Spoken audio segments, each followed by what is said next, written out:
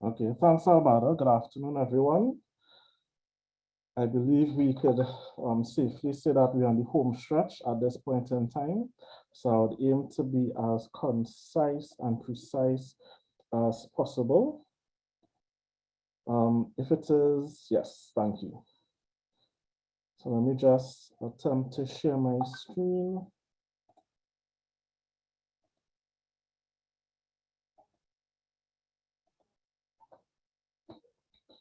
Okay, so let me just start off by saying that what it is I would like to see in terms of the topic at hand today is for us here in Trinidad and Tobago, but not only here alone, but throughout the region, to really look at developing a downstream industry from what is so-called the quote-unquote coconut waste derived from coconut products. I think it's of great value to us from a point of enhancing and reducing the environmental problems associated with it, but also the revenue and the economic potential that could be derived from such a sub-industry. We have seen the benefit of that in Asia and the Pacific, and it's something that we could replicate here. That said, I want to draw a parallel to that of the oil and gas industry here in Trinidad and Tobago. Now, as you know, Trinidad is typically called oil and gas country. And there's good reason for that being the case. However, Trinidad was more oil than gas many years ago.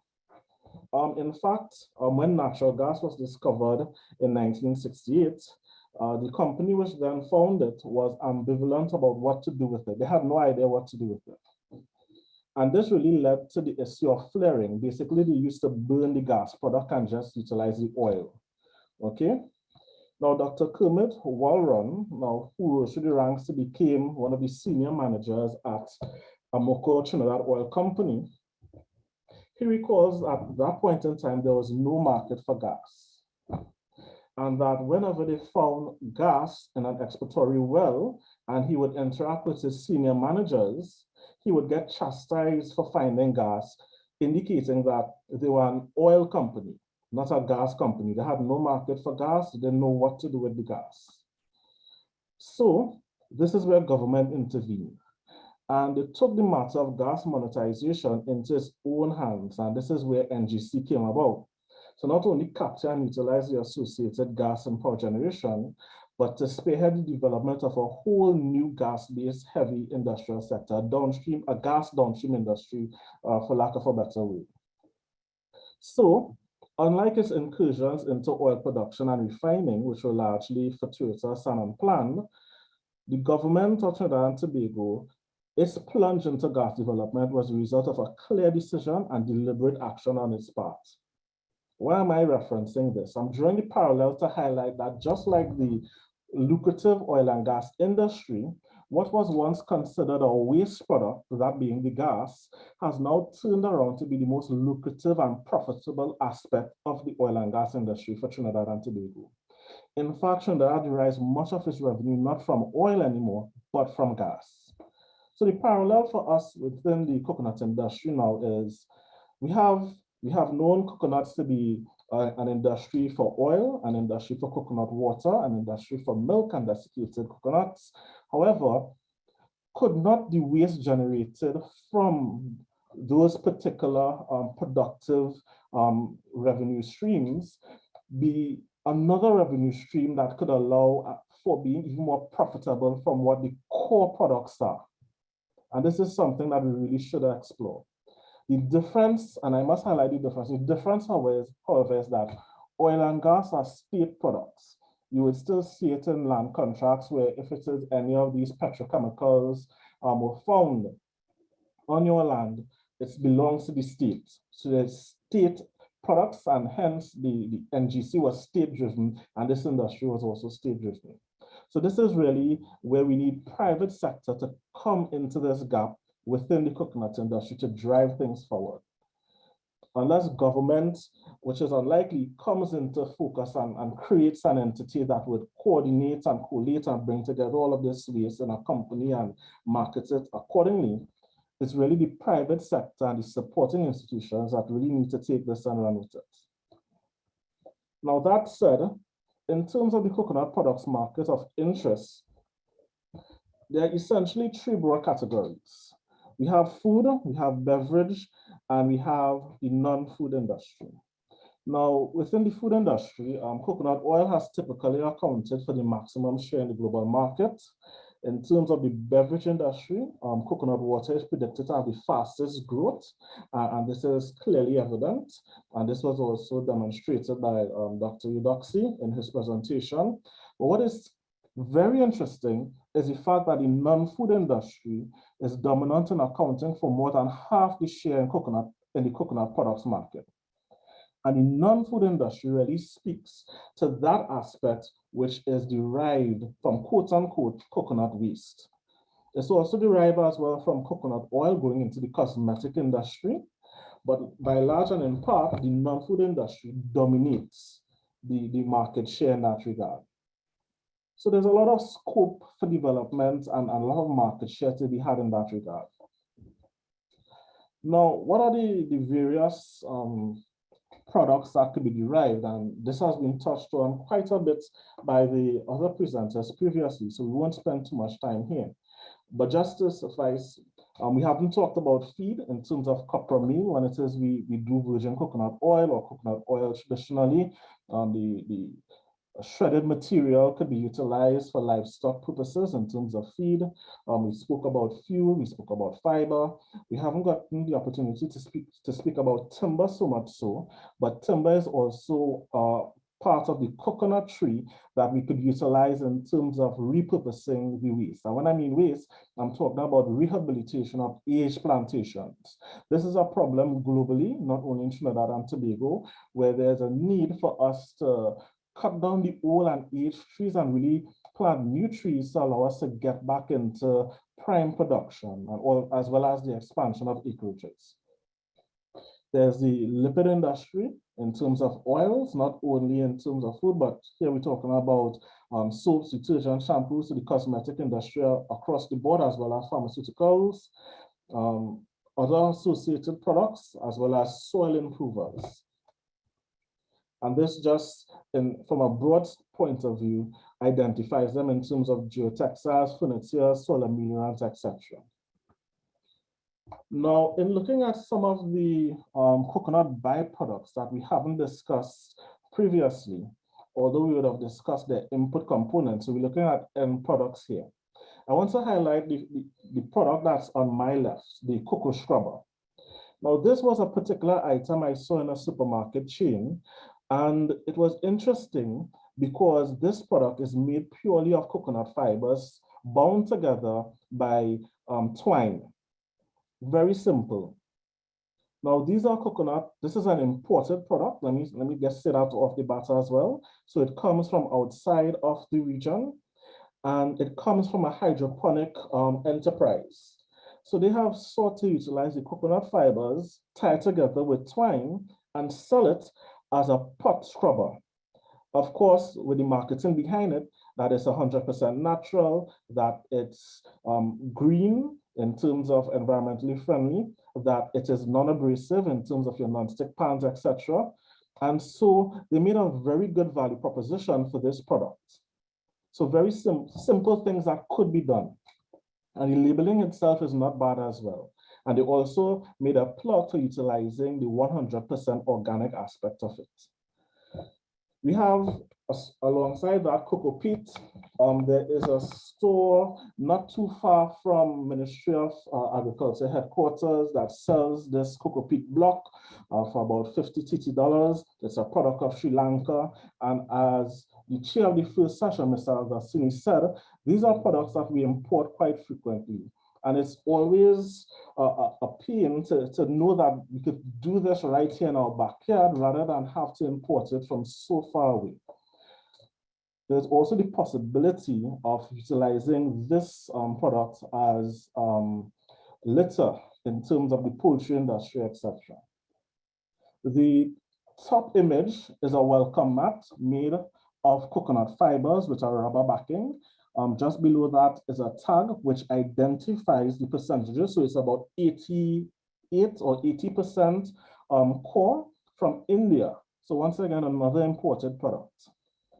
And the last set of photos on the right are coconut fiber bags. Of course, we're in the Christmas season. So of course, you're seeing the Christmas images printed on those bags, but of course, made out of coconut fiber being sold right in Trinidad and Tobago, no doubt imported as well.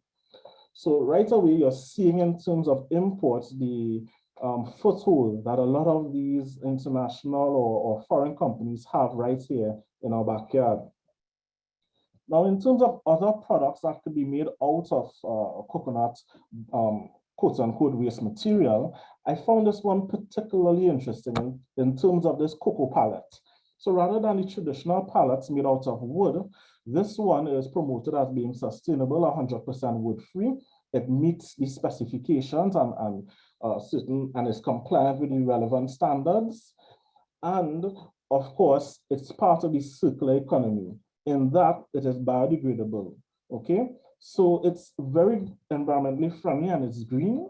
And it's something that through innovation has come to be recognized as a game changer in that part of the industry. Now, another one that is particularly near and dear to my heart is the bottom photos in terms of cocoa form packaging. Utilizing the fiber from the coconut husks along with whatever resin materials that they utilize, they create fiber-based packaging for foods. So you're seeing one for eggs, you're seeing a container for fresh vegetables, and they have other containers for other purposes as well. I am particularly interested in this aspect for the food industry, especially given the state of play, not only in Trinidad and Tobago, but across the region in terms of a shift away from styrofoam and away from single-use plastics. Coconuts, the waste material that is derived from it is well positioned to capitalize on that gap or that niche in terms of filling packaging needs. And this is something we could really look at. And I think the gentleman, the doctor from UE Engineering, gave a fantastic overview in terms of the strength of the material and the quality of the material and all of that. Now, related to that in terms of the food packaging industry, we also have the utensils in terms of the knives, the forks, and the spoons, which could also be made out of material from the coconut tree, whether it be the coconut trunk or whether it be pressed together coconut fibers. These materials are long-lasting, they're reusable, they're biodegradable, but also they are a good nexus to replace the single-use plastics that I mentioned earlier that a lot of governments are shifting away from. And no doubt, undoubtedly, we know that the European Union is moving full steam ahead in terms of shifting away from the use of single-use plastics. And this is something that is going to be worldwide, and we really need to emulate and fall into line as well. So not only in terms of the retail industry, but also in terms of kitchen utensils. So the bottom photograph where you're seeing some pot spoons and spatulas and cutting boards. These are also in the utensils that could be made out of the tree trunks of the coconut. So once again, going back to a program of rehabilitating these aged plantations and repurposing those wood into some sort of revenue generating products, okay? At the very top, we have what is called a cocoa growing mat for those in hydroponics. You can do your microgreens on that as part of an ebb and flow system. And of course, to the bottom right, we have jiffy pots made out of coconut fibers as well. So of course, these are biodegradable, they're sustainable. So of course, upon the seedling being weaned and hardened and ready to go out into the field, whether it's your backyard garden, etc., we could plant the entire pot into the ground and let it biodegrade without causing much shock to the plant. And this last set of photos here really speak to the geotextile industry in terms of the photo at the top left. As Mr. Thompson indicated, the use of geotextiles as part of slope erosion, treating with that particular issue. We also have activated carbon at the top middle. We also have copra cake for the livestock industry as feed, as one input, and also being part of the circular economy as well. We have seen it also pelletized in that top right photo where the hands cusping those pellets together. We've also heard about the use of coconut fibers as part of mattress, bed mattresses. This is something that apparently was done a long time ago, and it's coming around full circle. One of the sustainable elements in that industry I've noted is the use of bamboo. So you would see pillows made out of bamboo fibers, and they will speak to the fiber count and the strength of it and the sustainability of it. Why not coconuts as well? In terms of the creative industry, the orange economy, so of course we're talking about integrating not only agriculture, but in agriculture with tourism. So the orange economy, you have here some creative items in terms of this ornamental for candles that would give off a nice pattern with the light. You have jewelry as well as other items in terms of ornamentals that could go on display within your household. And lastly, we have coconut furniture that could be derived from the tree trunks in terms of that rehabilitation program when we eventually get to it. What is interesting, and I specifically put this photo in, is that the wood itself is being renewed and rejuvenated by the use of coconut oil. We know oil to be a rejuvenator and an enhancer for wooden materials, and this is the case not only for furniture, but also those wooden utensils, once the oil is considered food grade. Now, Jamal made reference to this in his discourse under phase 1. We procured coconut shredders, 4 of them to be specific, and they were purchased for demonstration purposes. The countries to which those shredders went were Guyana, Barbados, St. Lucia, and Suriname. What we sought to do in demonstrating these shredders was also to create a business profile, and one was created specifically in Barbados. Of course, we would make all this information available to you, but out of that business profile, it was demonstrated that this could be a profitable enterprise for one to go into. Nonetheless, in terms of the shredders, on the picture on the right, you could see the shredded material there in terms of the demonstration, the packaged shredder, as well as a video of the shredder in use. Jaman has already demonstrated the shredder, so we won't go through that again. Just to say that this is the company from which the shredder was procured. It's located in Brazil. So of course, that information is also available to you.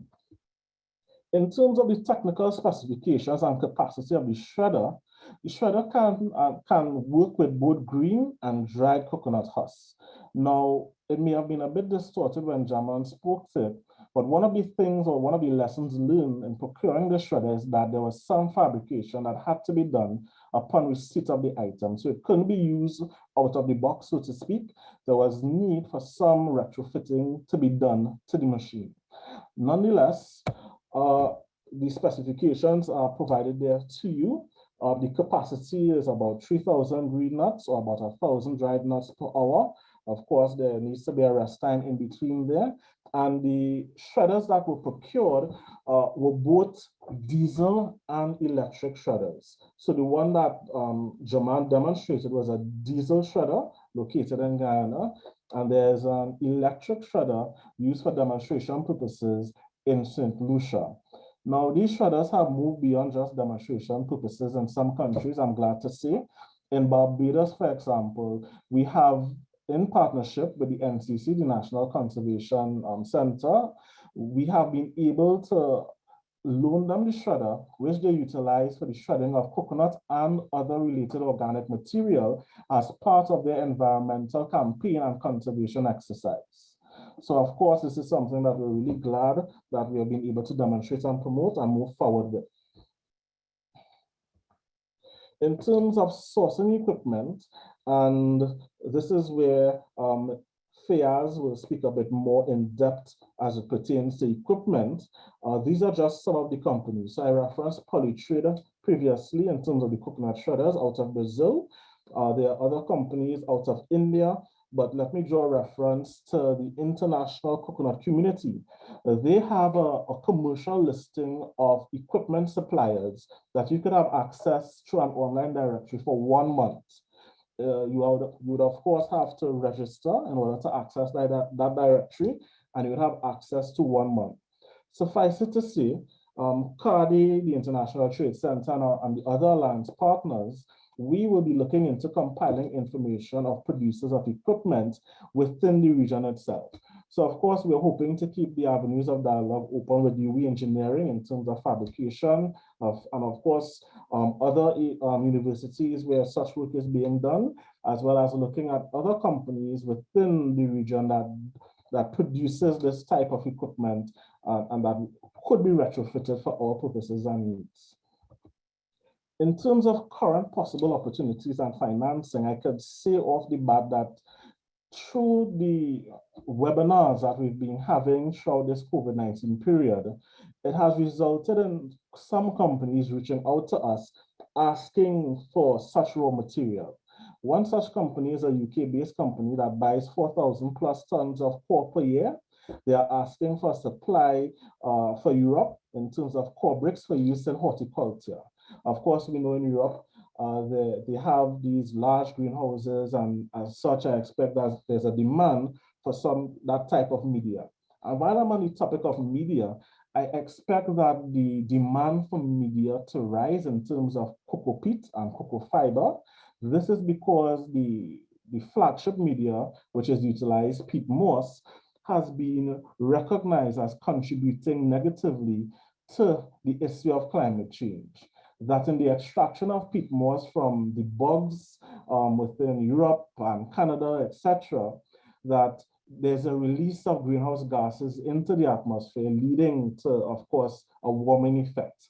And this is now there's now a clarion call for this to stop. So that means there's going to be a reduction of peat moss available in the market, meaning that there's going to be an increase in prices, and of course, demand will also increase as well. So this is another opportunity for the coconut industry to make full utilization of the waste material in terms of a potting media or a potting mix or anything along those lines. Now, the other thing I would say in terms of market opportunities is that similar to the oil and gas industry in Trinidad and Tobago, where it was noted that there was no market for gas, we as an industry will more than likely as well have to create some of our own opportunities moving forward. As difficult as that may be, we are grateful for the opportunities that exist, and that has been demonstrated by our partners in the Asia Pacific regions, but we would also have to create markets here locally within our own space to get towards the reduction of the importation of products, as well as the utilization, reducing that utilization of foreign exchange, which leaves our country. In terms of financing, of course, readily that comes to mind would be the ADB, the Agricultural Development Bank.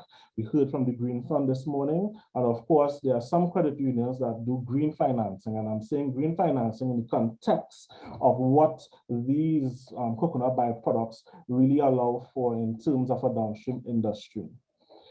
Also mention, and I want to thank the program manager for the EU based in Trinidad and Tobago. He would have left this in the chat in terms of the Innovation Challenge Facility, which is a grant funding opportunity for registered businesses in Trinidad and Tobago. I see that there are information sessions carded for tomorrow and Thursday. So I, of course, ask that those private entities avail themselves of the opportunity to be part of this and see whether or not they can access this funding. And I see that the grant funding under this call will start from €75,000. So this is definitely an opportunity that you should capitalize on. From a CARDI point of view, what I could say is that we will also operate in this space as well in support of various entities and actors accessing finance. Like I said, the oil and gas industry was fortunate enough in that the products were state-owned and the state got involved to really push the development of this downstream industry along. What it means for us is that it really has to be private sector-led, along with the support of the various institutions such as CARDI. So in that regard, CARDI could also operate in the space of looking to access the Green Fund for projects that would also bring together stakeholders and provide opportunities for the sourcing of technologies, etc., that could lay the foundation for the development of a downstream industry. And I'm really hoping that this could happen, because that is the ultimate aim, not just for us to do the research, but for the research to be meaningful in the creation of industries and the economic welfare of the country, and as well as the sustainable livelihoods of the people of Trinidad and Tobago. So with all that said, let me hand over to Fayaz, who will go a bit more in depth as it pertains to the sourcing of equipment. I know this is one of the challenges experienced by a lot of players in this space. We may not have all of the answers, but we are able to connect you with entities that do have the answers, that do have the equipment, that do have the knowledge as well. And even though it may not be fully exhaustive, we will continue to operate in this space. So Fayaz, through the chair, let me hand over to you. Thanks, Tristan. I would ask you to stay on, but just allow me to be able to share the screen. We more or less have come to the final session, where we basically will be seeking feedback from stakeholders on the way forward. I mean, we would have heard a lot for today. We really had some interesting presentations, starting with the activated food grade carbon from Commercializing, and we saw how cocoa peat is being used locally in in Trinidad, and the opportunities to reduce the importation of that product, which is being used a lot in the greenhouse industry now. We saw the potential use by Dr. Anthony of the syngas, and while it may not be able to use for electricity, we see it could be used for ammonia and methane production. We saw the potential opportunity to develop an export market, in developing thermal insulated products by Dr. Manohar, and Dr. Gias would have led us through the actual the proper way in accessing nutrients from the coconut shell and from the coconut field waste, right? The correct steps in composting. And Jaman would have shared another form of accessing and utilizing the nutrients from the coconut shell. So, and then Tristan would have finished off showing so many other uses of products. And one I think that Tristan probably slipped would have been the use as koi rope, right? So that's another market that is there to be incubated and move forward. So today we hope that we would have been able to stimulate some interest in the entire session, in terms of the opportunities, and we are here together with the other agencies to coordinate the entire activity as we move forward. And we want to invite participants to give us some feedback at this point in time.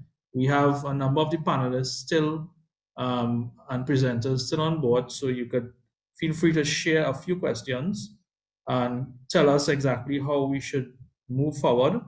We're seeing that we have a lot of research already done. What is required is for us to now incubate that research and some of the products and basically seek out the markets for the various new products that we want to venture into. And we're seeing as well that there are opportunities to help a bit, at least with some level of financing that we can access together as a team. So those are the comments that I'd like to make before we open the floor for questions or comments on the way forward. Let me just share, for those who may be interested in equipment, right? You would have seen, as you were saying, there are many sources of equipment, and India, being one of the largest producers of coconuts, seem to have access to a wide range of equipment. You know, they have the actual cocoa pit block presses, right? So after you produce your cocoa peat, there are blocks that give you the various sizes that we see imported into Trinidad, the 5 kilo size, the 650-gram size. They have bale making machines. They have coconut chippers. You would have seen the shredder earlier from Tristan. And what is interesting as well, they have koi pit dryers. And this is an important piece of equipment here, the koi pit washing and squeezing system. As you see, it allows you to put in what is the electrical conductivity reading that you need if you are producing cocoa peat. And it allows you to, it goes through a washing process to ensure that you have the correct pH and electrical conductivity. All right, so we have requested quotes from these companies, and hopefully we should have it soon. Once you all leave your contacts, you know, we could definitely share the information, and we will share this on the link. There's also another equipment supplier who has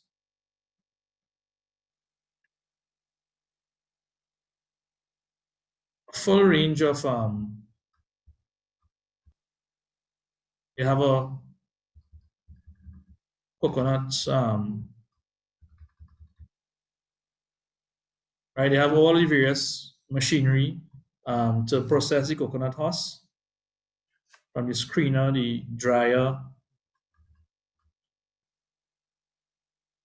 and also they have some of the machinery to produce the geotextiles that Tristan would have alluded to, right? The willowing machine, the spooling machine, and so on. And we, in the chat, we would have shared 2 presentations, which unfortunately we did not have time to go through today.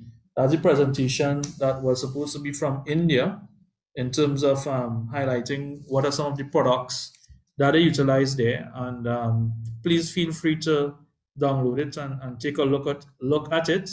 But you're seeing that the equipment is readily available for us to start some of these same textile type business, right? And we are committed to helping, at least if you all want us to get quotes and so on for you. And well, we went through the various cocoa peat presses, and they also have all of the machinery to do the bagging of the cocoa peat, just like the imported product, right? They have, well, this is a huge kiln that they have. Jaman would have shown a simple model, but that is also available for those who may be interested. All right, so, and I think Dr. Manohar also showed a video of Bharat Agro, another main machinery supplier out of India in terms of the coconut husk and fiber. Okay, so we will share these. And at this point, Tristan, you have any comments before we open the floor for feedback? No, let's proceed. Okay, so we welcome participants at this stage. Any final comments, feedback on the way forward? Okay, so we open the floor. Just raise your hands, and Ms. Opal would allow you to engage us.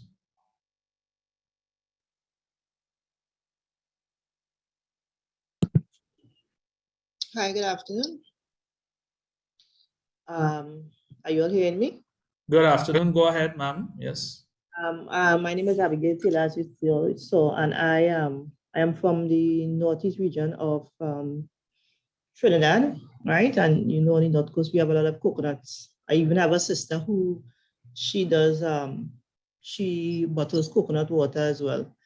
And a few years back, I was asking her, you know, I saw so much of coconut shells, and then we have the jelly, and there's so much jelly you could eat. And we were wondering, you know, what could we do with this waste we had? She also have got a garden as well, so she would give the neighbors the coconut husks. But this workshop, it was long overdue. The information is very valuable. And, you know, I look forward, I'm going to really, I came on here to get the information to really share with her and her family to see what they can do with the coconut, the excess weight waste that they would have.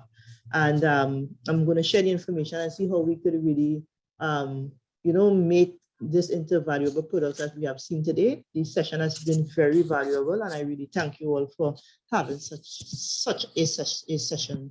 Thanks. Okay, thank you for your feedback, and we are happy to hear that you're able to benefit.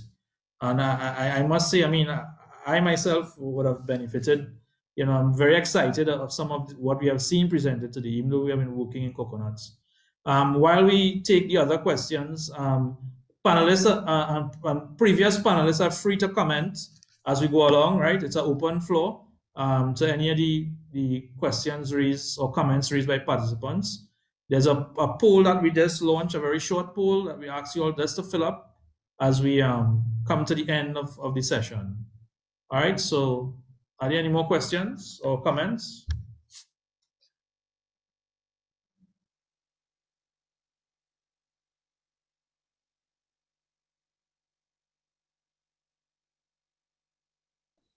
Yeah, Is Fayaz, there, as we're waiting for more persons to comment or raise their hands, just wanted to also highlight that the information has been really good. Throughout the day, it has been a wonderful time spent in terms of the information sharing and the knowledge gain.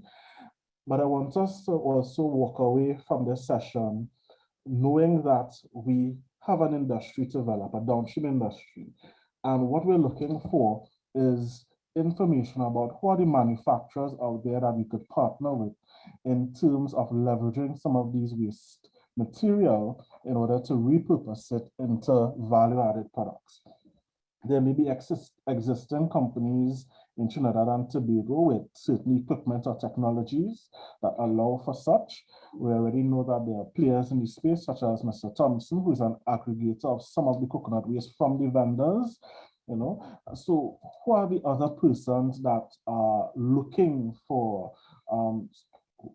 someone to take this material off of their hands from, you know, to utilize it, to repurpose it, to manufacture it, and create some novel products that could be on the market shelves for all of us to consume in terms of going local, buying local, utilizing what we have.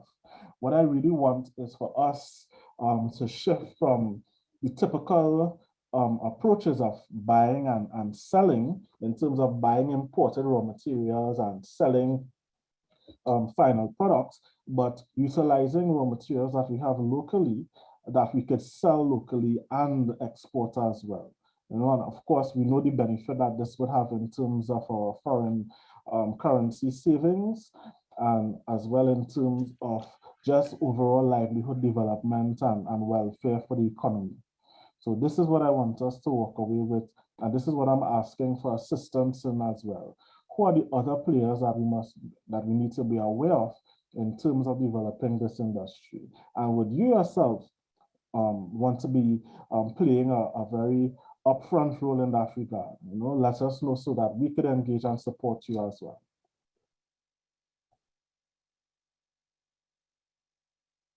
thanks, Tristan.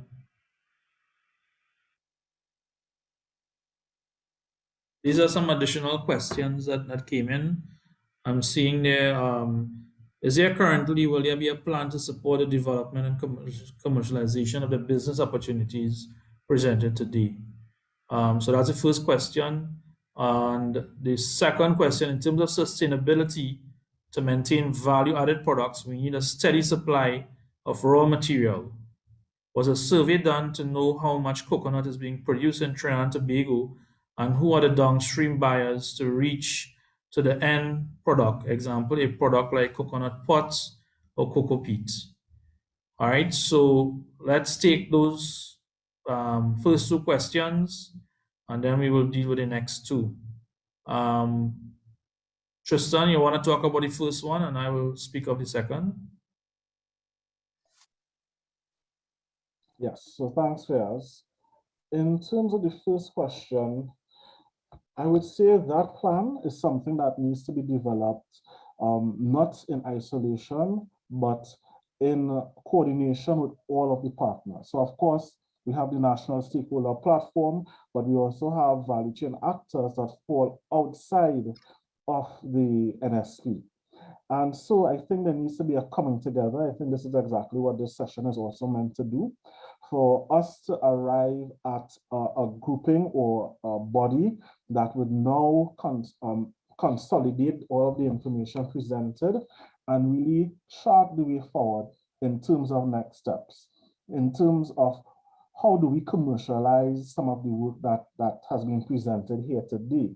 Of course, as CARDI, we could operate in the vanguard in terms of feasibility studies, in terms of research, technical aspects behind the ideas presented, and in validating some of the processes and ensuring that it meets a particular standard and these sorts of things as a research and development entity. But it's really private sector that needs to co-invest and really run with these ideas once they feel that there's sufficient enough opportunity and that the risk is not as high, that they can move forward with such ideas in terms of development of products as well as development of the industry. So definitely this is something that has to be done jointly. It's not for any one entity or CARDI to say what the plan is, but this is something that we all have to do together. So I'm hoping that persons or entities will be raising their hands up here before the end of this afternoon to say that they'll be willing to work with us as well as the national stakeholder platform in what is the plan to commercialize some of these opportunities here today. I mean, I have some ideas, but of course, it's not about what CARDI wants, it's what about the stakeholders on the ground, what they want to see.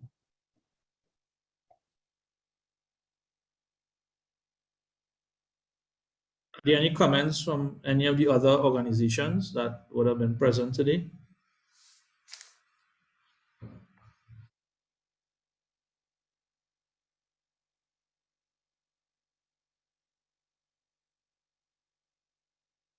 I'm not hearing any questions. This is some Gia's colleagues requesting to take my leave. Okay, all right. Thank you very much, Doc, for participating.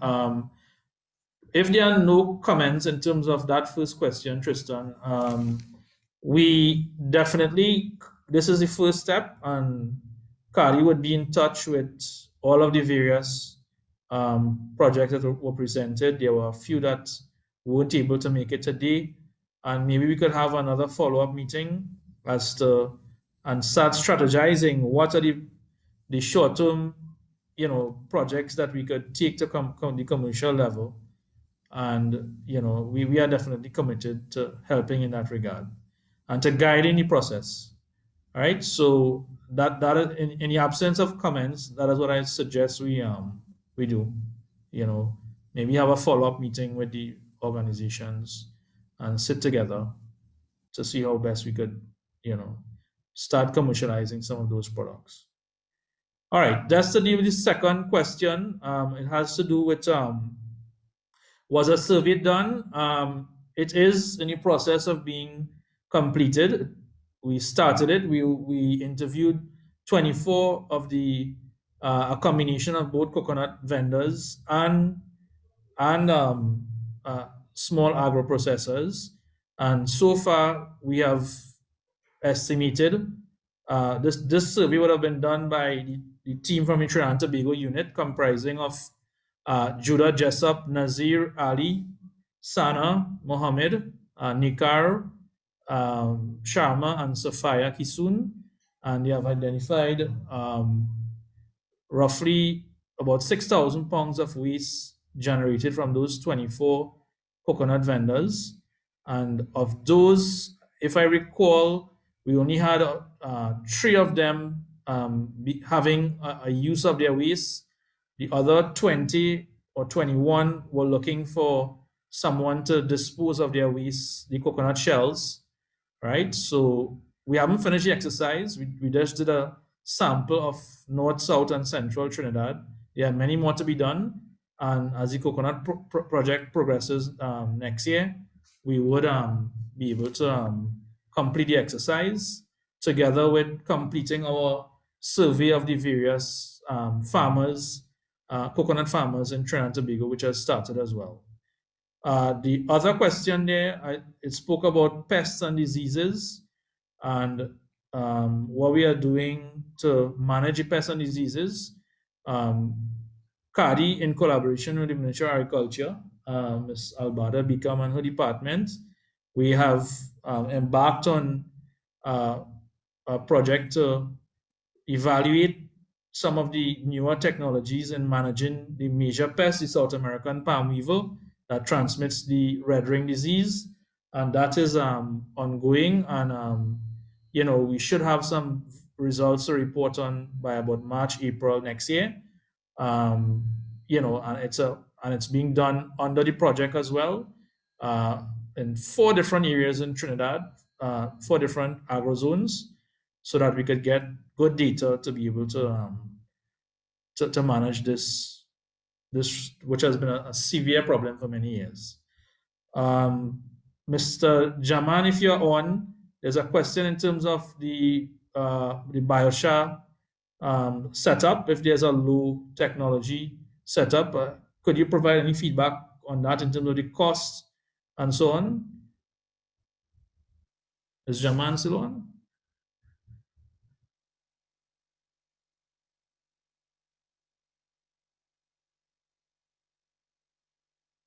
Hello, anybody hearing me, boy? Yes, yes, I'm hearing you. I'm not sure if Jamal is still on. I'm not seeing him, so most likely he isn't on. But yeah, just to speak to it. I don't know. I see, is Kamisha still on? I don't know if Kamisha wants to. Anyway, that's Biochar. Yeah. But all this. Anybody has any comments? Kamisha, you. Go ahead, Kamisha, before Tristan comes on.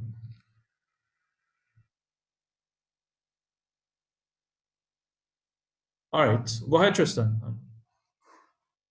No, I was just going to say that, of course, the benefits of CARDI is that we have offices across the region, so we could leverage the knowledge of Mr. Kundan right here in Trinidad and Tobago. So in terms of a step-by-step process in arriving at a low technology setup, that's something that we can leverage out of Ghana. Okay. And the last question is a comment requesting more practical training on compost, cocoa peat, and I guess activated charcoal. So those points are noted, and I'm sure in the future we will have follow-up training sessions as the coconut project progresses. So please leave your contact information and we will be in touch. Are there any, okay, another one here. Would the recording be available for participants, Tristan? We have to, I believe you have to get permission from a few of the facilitators, and we would yes, so we would advise for the facilitators, but typically our webinars are posted on our YouTube page. So if you navigate there right now, you would see a host of webinars that I would have been put on since the beginning of last year thereabouts. As a result of COVID-19, we've had to pivot and find ways to reach our stakeholders in different means. And this is one of the ways in terms of the technology. So we expect that if not the recording in totality, of course, we would have snippets of the day's sessions posted on YouTube. Okay, so thank you. Okay, so Tristan, you want to take up this other comment here on the 11th EDF SPS project? I think this is an important point as we engage some of the other stakeholders who would have been present today, including our sister agency, ICA. Tristan? Yes, so I could actually speak to this. The CARDI, the International Trade Center, and ICA, we have actually signed a tripartite agreement to leverage the synergies from both 11 EDF funded projects. So we would have had a signing ceremony at Caribbean Week of Agriculture, and we are currently working behind the scenes at putting into action some sensitization and training events as it pertains to coconut water and the specification and code of practice behind that, as well as how best we could support agro-processors in terms of meeting those standards and arriving at certain markets. Of course, given that there are other aspects in both projects, we will seek to have those capitalized on in terms of synergies as well. Okay. All right. Thank you for that comment and reminder. And are those the final questions?